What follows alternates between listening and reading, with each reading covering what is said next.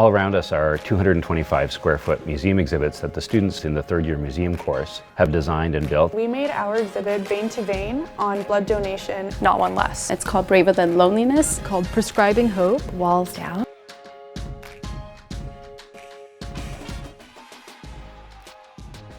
Hello, my name's Dee Dee. I'm in Knowledge Integration and I'm in my third year. I've been working on the exhibit Walls Down, which is focused on the SDG goal number 5, which is gender equality. Our exhibit is focused on emotional vulnerability and gender.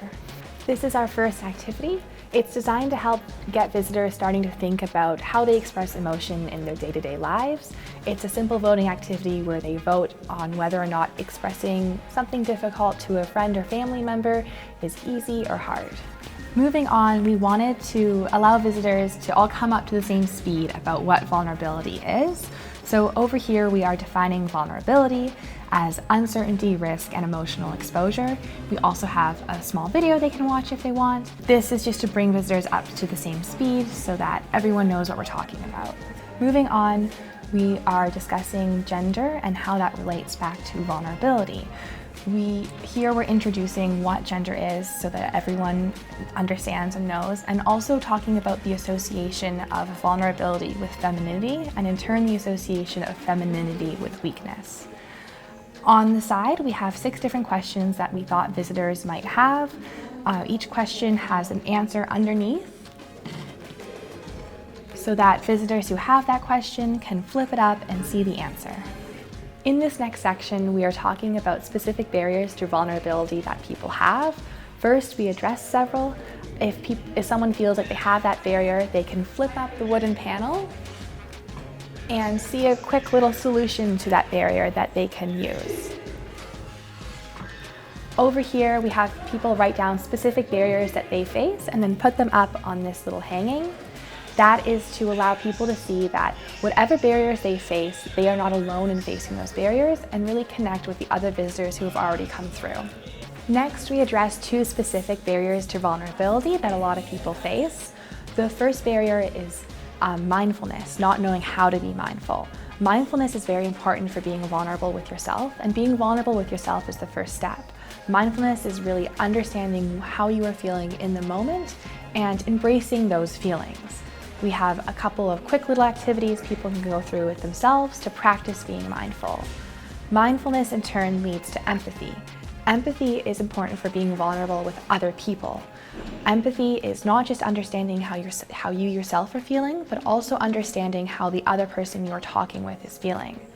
Empathy and compassion and just understanding and being with people is a very important step for vulnerability. To help practice empathy, we have a game set up behind me.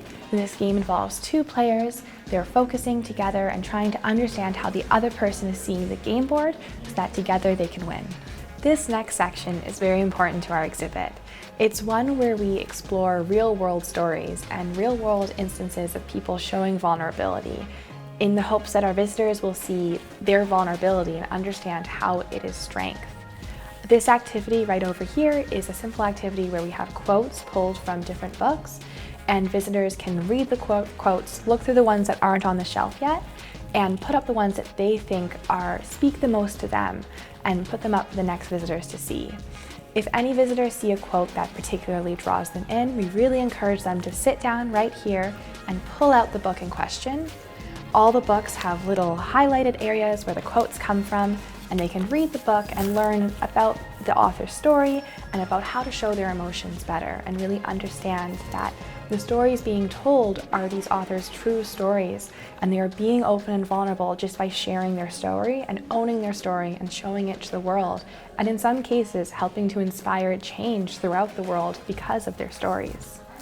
Coming to the end of the exhibit, we reiterate to our visitors that vulnerability is different for everyone, and that you should express vulnerability, whatever that means to you, in whatever way works best for you. We also have a big question to address here. How does one person expressing vulnerability really lead to social change and help to create more gender equality in the world?